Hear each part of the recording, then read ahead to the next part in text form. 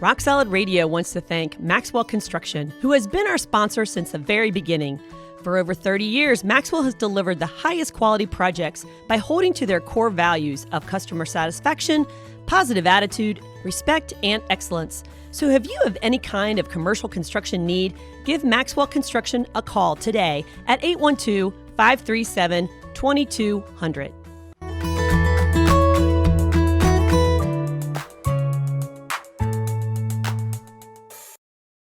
Welcome to Rock Solid Radio. I'm Merle Hutchinson, and I'm being joined by my beautiful, lovely, sweetheart wife. I know what you're doing. Hang on, what? I know what you're doing. What?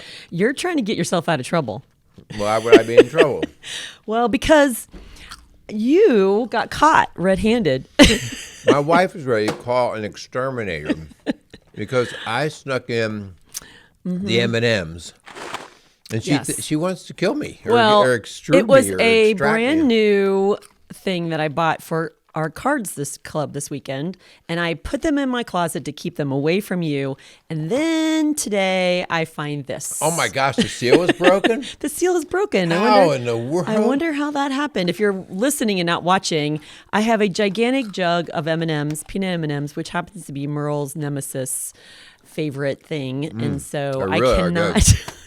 So it's funny how you had to like tap into some just to prove your point today, but it seems to be a reoccurring. Am I in trouble? It seems to be a reoccurring theme and conversation in our house that you get really frustrated with when I buy candy, and you always constantly. What are you always saying to me when I do that?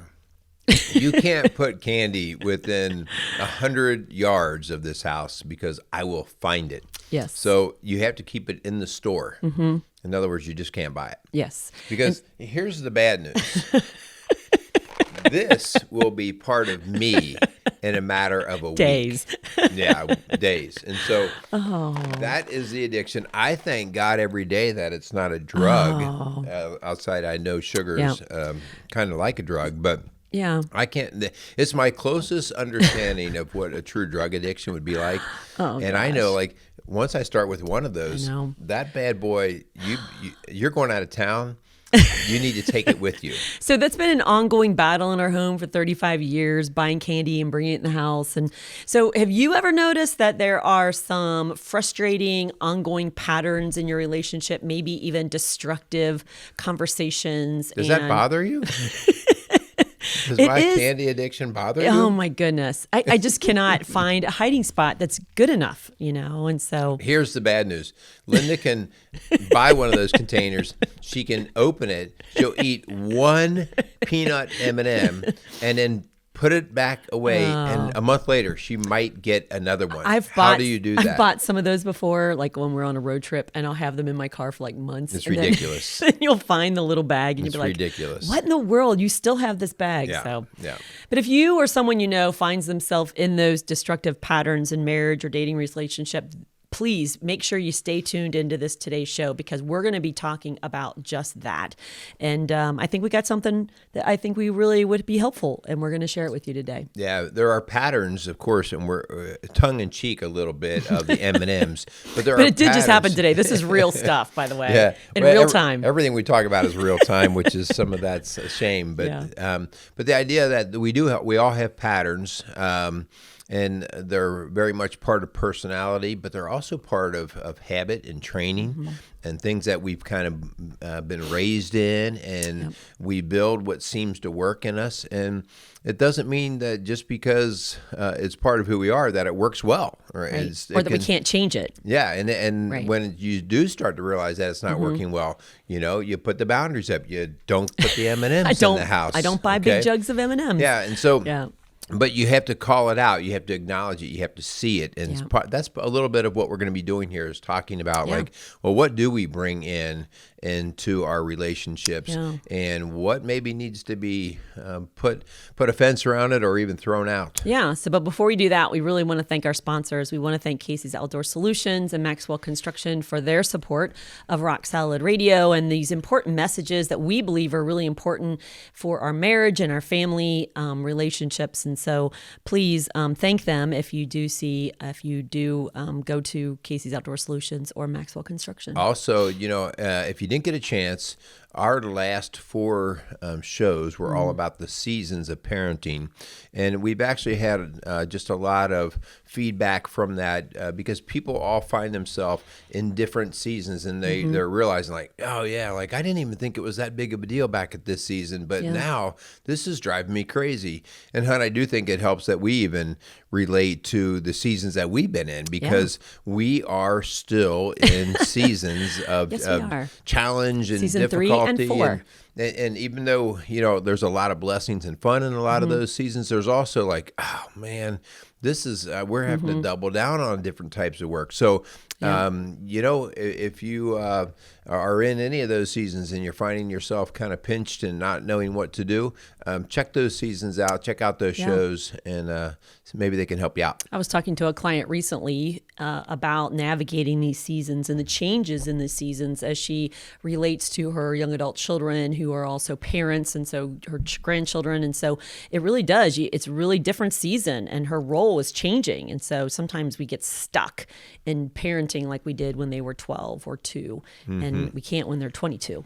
All right, so we are getting so close to our big event that is coming up, and we have been pumping this because we believe it's worth pumping out through our community to all of our listeners. And so we are going to talk just briefly here today about Families Rock. This is a parenting series that is being hosted by Summon Dearborn School Corporation, and the actual physical location is at East Central High School in the Performing Arts Center. It is a beautiful center. And part of it, we want to pack the thing. We want to fill it up. It has ample seats and very comfortable. It's like going to a movies. Yeah, it's like that, and it gives us the opportunity to really pour into what we believe is so important in families and to marriages. And so those are going to be running the Wednesdays in September. That's September 7th, 14th, 21st, and 28th. And it'll run from 7 p.m. till 8:30. Child care is provided that your child is potty trained, okay? So if you do have a child, get there a little before 7, so that you can make sure your child is situated into the right place. And come join us. Hunt, tell us about some of the topics. Yeah, so we've had some fun the last couple of days, and next week we're going to be into other schools too, firing up those little guys and girls. Getting fired up, and then we leave the school building, kind of like Grandma and Grandpa. But it has been fun, and we've been seeing a lot of excitement. But, each workshop, Hunt, is a standalone topic. So whether you can make one or all of them, each one of them is going to be a different kind of topic. So the very first one is September 7th, which is Who's the Boss? And that's really, as a parent, if you keep on telling your kids you're the boss, you're not really so not. Much. So come and learn what it means to lead your family well. Yeah, then on Wednesday, September 14th, we're going to be talking about parenting in a tech-heavy world. And so, you have heard us many times on this show talking about the challenges and trials of technology, and they're very real. I mean, they are very real. And I think we've, over the years, been able to say that this is actually causing a lot of damage, especially when we don't really give it the merit that it needs in terms of attention and understanding. And so we're going to, Linda, that's a big topic that you really like to speak about. You get very passionate about it as well. And so we're going to talk about, like, what do we do with these cell phones and these screens and all of these things? They're not going away. Nope. But that doesn't mean that we don't have the parenting means to go in and actually facilitate how they're going to be carried out in our kids' life in our house. Yeah, so I've done a lot of research on that, and so I'm going to really help equip those parents on how to navigate that well. And Hunt, on September 21st, Wednesday, September 21st, you'll be talking about when school is tough and taking your 32 years in the public schools, both in the high school level and the elementary school level. And so many children have intense fear and dread of school.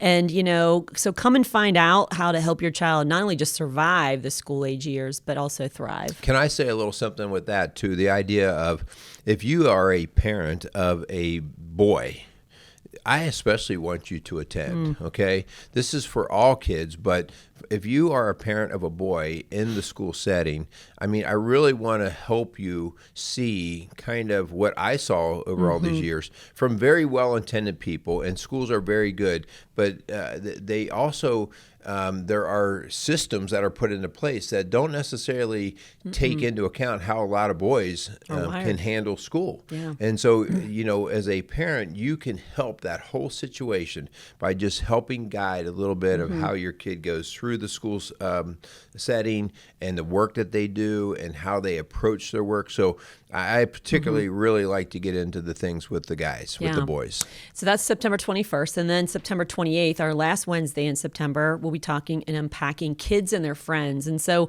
as a parent, it's hard to know when to weigh in and when to back off with your kids and the relationships they have either at school or on teams or at home in the neighborhood. And so join us for this important discussion as we really equip and empower our children for healthy relationships. Again, those are the Wednesdays in September, 7 to 8:30 at the Performing Arts Center at East Central High School, located right out on Interstate 74. So make your way out there. And then real quick, if what we're talking about today in marriages, it really hits a nerve for you guys and you need some help, we have an online coaching program called Rock Solid Marriage. It's a 10-week, 7-step program that we've designed.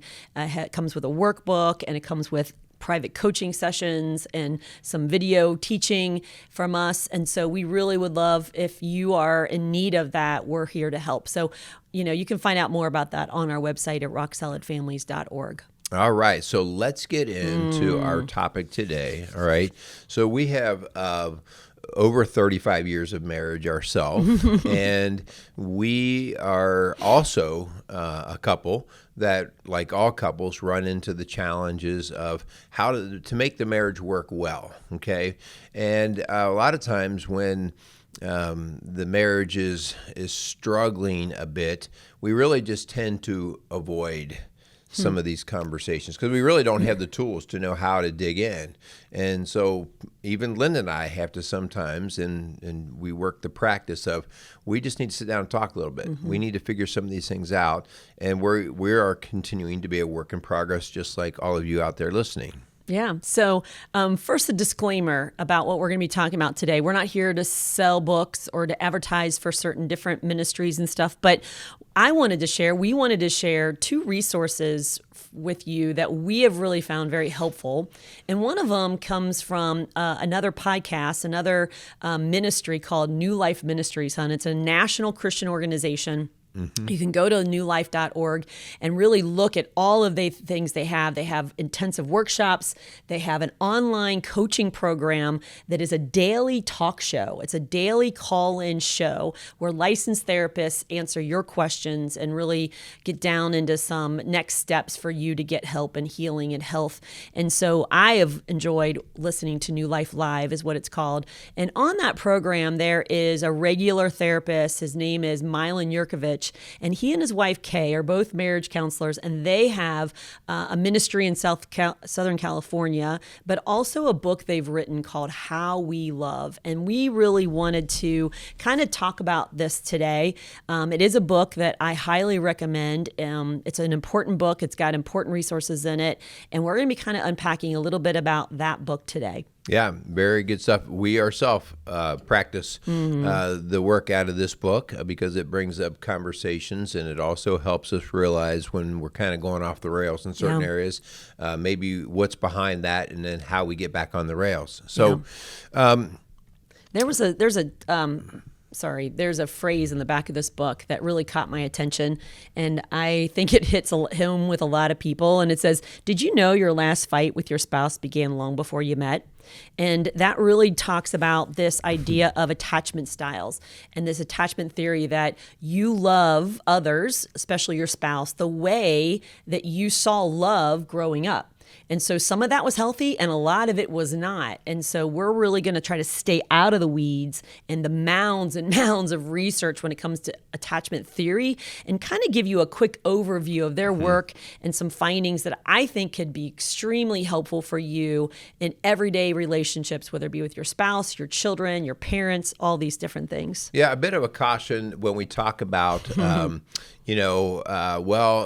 see, now I can tell you why I have these the reasons why I keep breaking into the M&Ms is because, and so I have this reason for my personality trait or my behavior, and then I create it as the excuse. Like, see, so like I grew up in a home like that, so this is what you get, and that's not at all what we're talking about. What we're talking about is saying, okay, yeah, this might have been a practiced behavior in your home, but that's all the more reason now to say, now what do I need to do about it if I've recognized that it's not healthy? Okay, like get the M&Ms out of the house. Okay, so that's the deal here. Like this is actually not an excuse. This is actually the reason for doing the work moving forward. We're not here to create a generation of victims, okay, or to blame your parents for why you are the way you are. Okay, we're trying to bring awareness up and open your eyes to maybe why some of these frustrating patterns keep happening in your marriage and with your children and with your parents, because of how you loved is affected so much by how you were loved. All right. So, well, let's get into mine, the first one. What's that? The avoider.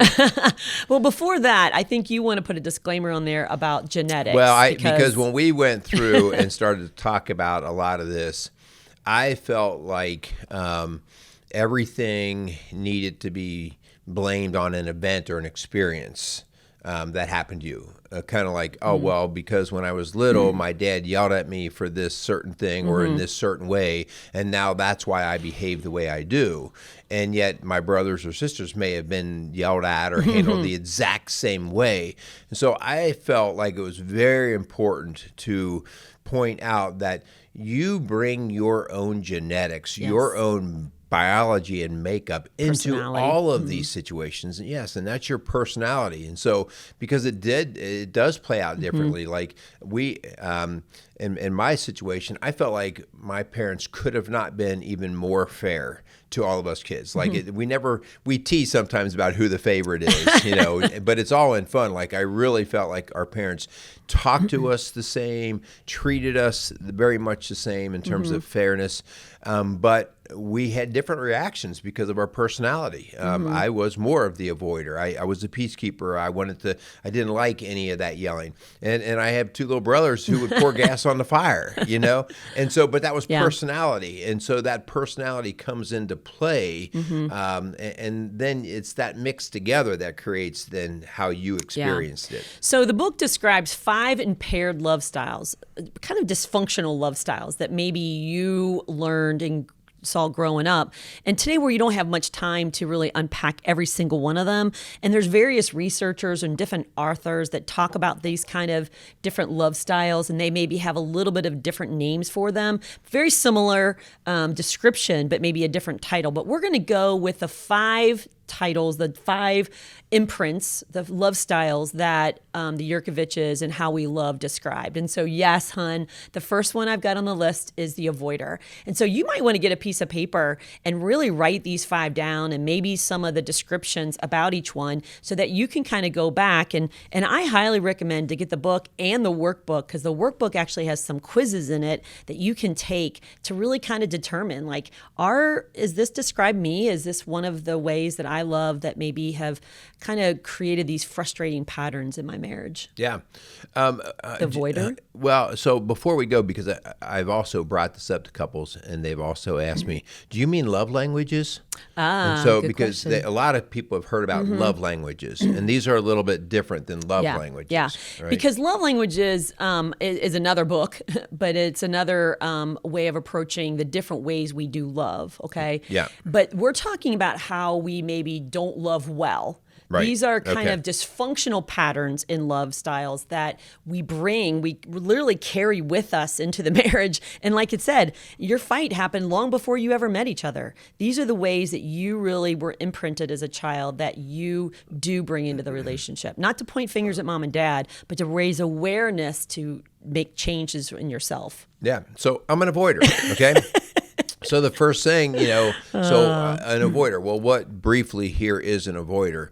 I avoid dealing with my own emotions. I don't like to deal with. I'm in the middle of emotional things, and I'm in the center, like I'm part of it. I don't really like to be a part of it. What I do find interesting is I don't mind being in the middle of other people's emotional storms. Like that's why I think I can do what I do for a living. I find myself in a lot of emotional storms in sessions, but I don't own those. I don't even like to own my own, and that's part of the avoiding because it gets complicated for me. And so I would rather just turn and get away from that. Yeah. I don't think you're a really high avoider because they tend to be very private, self-sufficient. They're the happiest when other people are happy and you don't need anything from them. When asked how they're doing, you do say fine. And they just kind of hope that's enough, and resist connecting and letting people in. Avoiders are not very affectionate, which I think you are, kind of. Well, and, it's a little, and it's not that I didn't come from an affectionate family. And my parents were affectionate that way, but it was affectionate when everything was going well. So there's the difference there. Like as long as everybody was joking and having fun, it was okay to be affectionate. But when there was a storm in the house, then no, we were going to really back away. And it was hard to break out of that once there was kind of stormy weather. True avoiders are usually very high task oriented and very high level achievers. And usually they're killing it at work because they really don't want to think about their feelings and their needs very long. So they're just too busy on task. And so that's why, again, I don't think that's super you. Yeah, because I'm not because I'm not a super overachiever at work. Is that what you're trying to say? No, that's not. Are you avoiding this? No, I think you're kind of a balance of some. But, they get resentful when their spouse wants more emotional connection.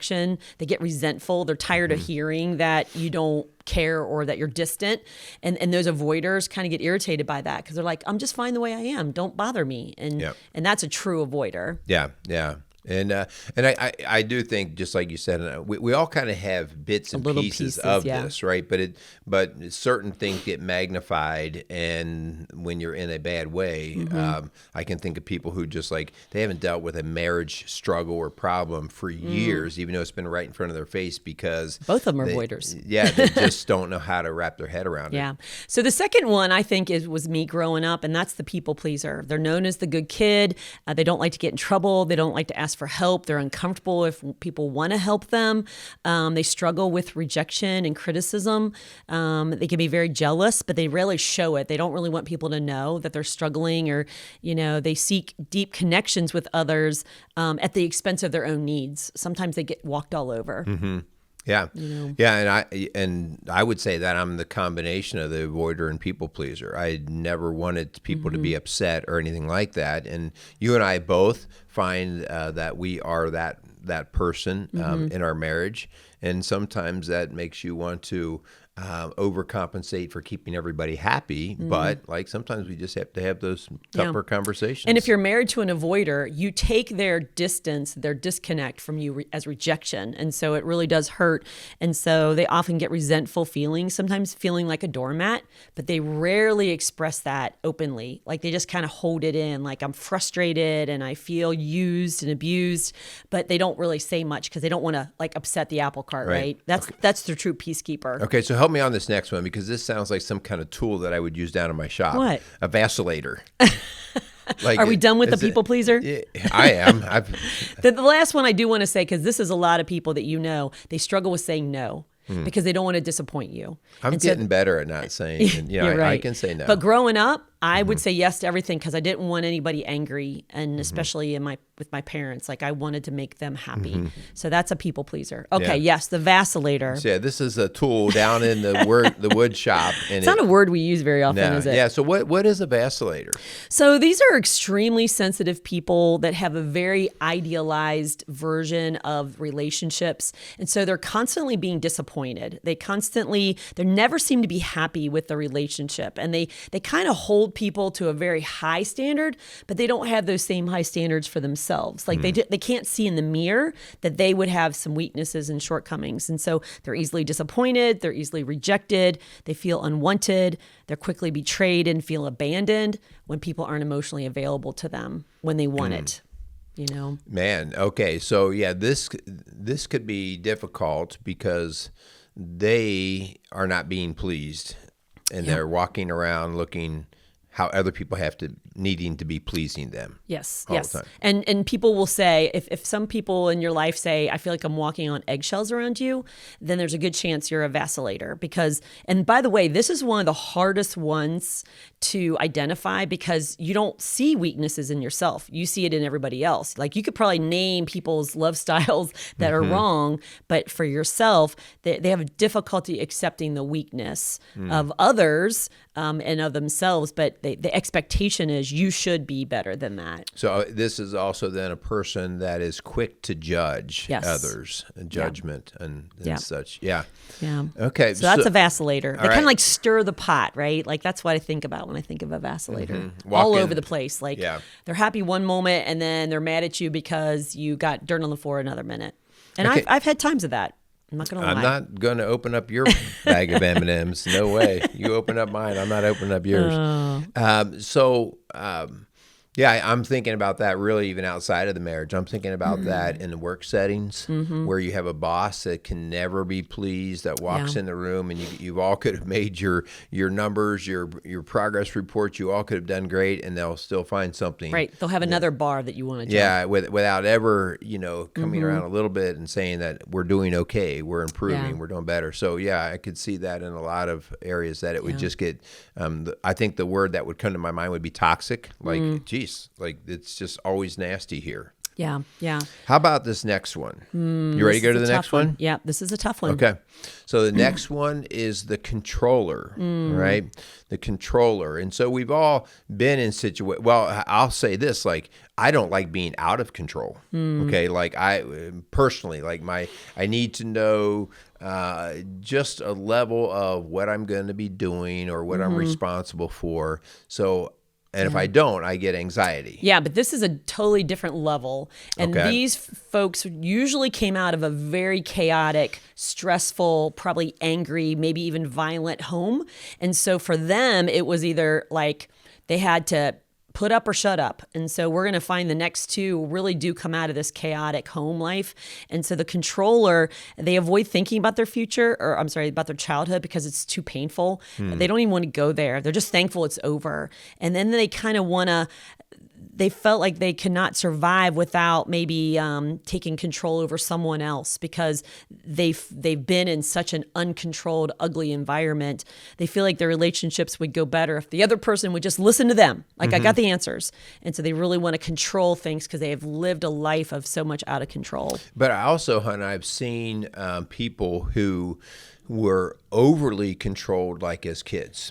Like, all of us as kids say, I can't wait till I'm an adult and I can make the rules. So all of us have kind of had that experience. And so we have controllers also that were overly controlled when they were young and felt like they had no freedom, no rights. And when they finally got to that age and that understanding that they could start to control things, they basically said, you won't control me. And they double down and they become basically hyper controllers as well. Yeah, they really feel very few emotions other than anger and maybe guilt because their anger went too far. But they often blame their spouse. Like, you made me angry. Like, I wouldn't have punched that hole in the wall if you had not done A, B, or C. And so they really point fingers all over the place, and they really do a lot of gaslighting where they will make you feel like you're going crazy. Like, I didn't say that. Like, I didn't tell you I was doing that. And so that can be this is where the abuse comes from. Comes from the controlling love imprint that you bring into the relationship, and you're desperately clawing to whatever you can to keep control over. Yeah, when we did our shows, like the Strong Dad show on abuse, we called it power plus control equals abuse. And this is part of that aspect where sometimes it's hard to call it abuse because you don't see the physical part, but when you start to see the psychological and emotional control that is being lorded over somebody, and you see the damage from it, you go, this isn't healthy. I wouldn't say that every controller is an abuser, but man, more than not, most abusers are but controllers. all abuse, you could say that the abuse is it sometimes out of doesn't get to the abuse level. But please, this is why we're doing these shows, to raise awareness for you to say, oh, I am that person, and I don't want to be that in my marriage and my family, right? So that's the one side of a chaotic home. Then the other side of that is when you roll over and play dead and be the victim. So this is love imprint number 5, is the victim. Yeah, and the victim is kind of that. They take on the woe is me persona. They are powerless, and sometimes they were maybe in a situation where they were powerless or they, especially as kids, like they're powerless. And some kids, we've seen kids that have fight in them from the day they were born, and we have other kids that just roll over quickly, all right, and just don't have that in them. And so this victim is this person who has been beat down enough that they just don't see a way forward. And so they then, once you feel defeated and you lose that hope, you become then this person who lives in victimhood, right? And again, these people could walk the streets like the rest of us, right? But everything that goes wrong, it was my boss that did this. It was the government that did this. It was my husband that did this. And so what that does is it puts all the power outside of you. Like, so you're telling me there's nothing you can do to make your world better? No, there's nothing. And that's a really scary place to live. Yeah, usually on the personality scales, they're very low in assertiveness. They're very passive. They're very quiet. They're very submissive. A lot of times they're very scared of whether it be their spouse or their parent or a boss. They feel trapped, feel hopeless. It's sad. And a lot of times they'll keep it a secret too. Like you said, they're walking the streets, but man, sometimes you don't know what's going on behind closed doors, and it's very scary. But I will see that people get to an age where they get like fed up because now they're living in a swamp. It's gone on for so long, and as much as they've wanted the world to change, it hasn't changed. And so they finally start to get very angry. And so the anger, then you'll get like this, all of a sudden out of nowhere, they stood up for themselves. Okay. And the rest of the world's going, what in the heck happened to this? Well, part of that is good, but it's in the sense that they finally stood up. But the amount of damage that they can do in that stand-up process, that we would definitely say, get some help here. Get some help to know how you can unwrap all of these years of hurt, and that you can be a proponent for yourself, but also not to then blow up everybody around you. They get resentful and angry, feeling like they have been walked all over and they have been taken advantage of or even abused. But there's a right way to handle it. And yes, we want you to get help. We want you to get the resources you need, but you can't all of a sudden flip on a dime and expect everybody to be like, whoa, they're going to kind of be confused. Like, where did that come from? But it is. Sometimes you get sick and tired of being sick and tired. Yeah, and it takes that. But again, we want to stop it before we go that far. The other side of the victim, though, and this is actually a more sad part for me, when you see people who have been victims for so long and they haven't had the tools to get out, or they didn't believe they had the tools to get out, that they've lost hope. And this is the deepest stage of depression, is when you have no hope. There's no hope. Right. And so this is where these suicidal tendencies and thoughts start to come, where the people say, like, this is what my life has been for the last 50 years. Like, there's no way this could ever change. It never has. And so it's a very desperate, sort of sad place to be. And again, even in that place, it doesn't mean there isn't any hope. It just means that you never were able to turn the switch to see it. And so get help for that. And man, I really want to say this now because this is becoming generational now. And that parents who grew up in this victim imprint and kind of took on that badge of almost like, this is who I am, have created this environment and this atmosphere with their children that this is as good as it gets. We walk to the mailbox to pick up our our paycheck from the welfare department because, well, this is our life, and there's the system's ruined us, or it's dealt us a bad hand, and this is as good as it gets.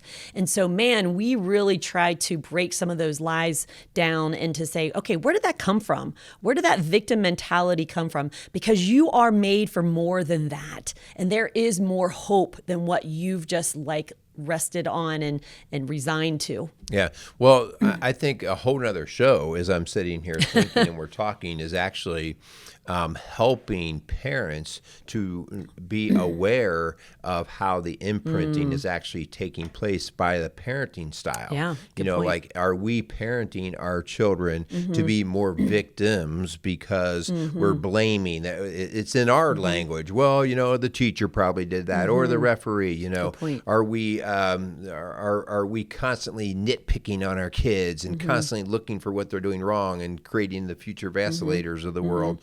Are we controlling all these things? And so, man, this is a whole nother show in terms of how we could prevent this sort of toxic parenting to give our kids a fair chance to come out in future relationships. That's funny you mentioned that, because the Yurkoviches have written a book, How We Love Our Kids.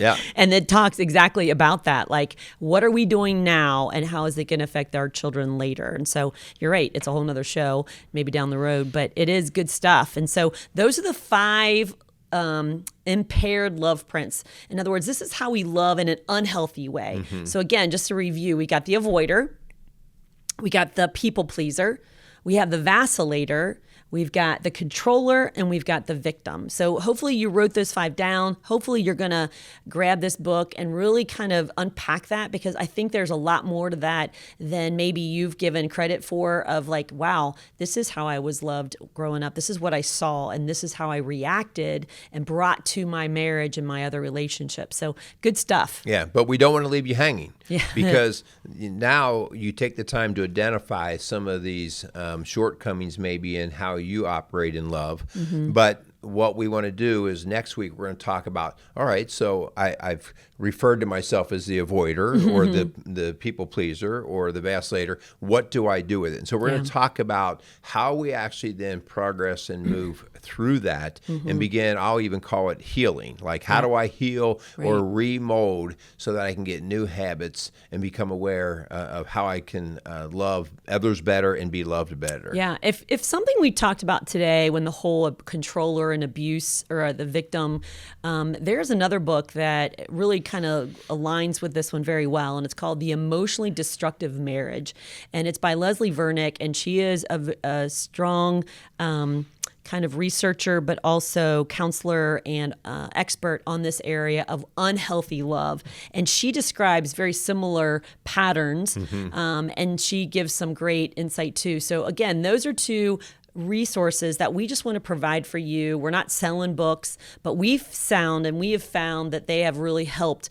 in our work with couples and families. And so next week, we're going to talk about the secure connection. What does healthy love look like? Healthy relationships. And so that's where we're going to be going next week. All right. So, just like we said in the challenge this week, go out, explore it a little bit, figure this out. If we can help, reach out to us, all right, at rocksolidfamilies.org. We have so many articles and shows on these kind of things. If you're wondering what kind of shows we have, you go in and do a search, all right, and you'll see different words that come up, or the blogs that we have. Do a search over our blogs and marriage, parents, teenagers, and anything that we've written in that area. It's free for the taking. So we really just want to promote what we can to make marriages and families healthier. Give us a call, 812-576-7625, because, really, we all do better when our families do better. Yeah, absolutely. So again, we want to thank our sponsors, Casey's Outdoor Solution and Maxwell Construction, for their support of Rock Solid Radio and Rock Solid Families, and important messages like this that are really helping marriages and families get healthier and stronger. That's our goal. But, as we close out... Stop it. Are you going to eat more M&Ms? I'm an avoider. And I will avoid eating any more, at least as long as the camera's on. And I'm a people pleaser, and I just keep buying it. Just keep buying it. All right. So, guys, we greatly appreciate you. And so, building a stronger community, one family at a time. Make it a great day. Rock Solid Radio wants to thank Casey's Outdoor Solutions. Casey's is a premier garden center and gift shop located in Lawrenceburg, Indiana. They offer a wide selection of high-quality plants, landscaping materials, and home decor. They do amazing high-quality work and can help you transform your indoor and outdoor living spaces into something beautiful. So stop by Casey's Outdoor Solutions today and let them know you appreciate their support for Rock Solid Radio. Visit Casey's today at 21481 State Line Road, Lawrenceburg, Indiana.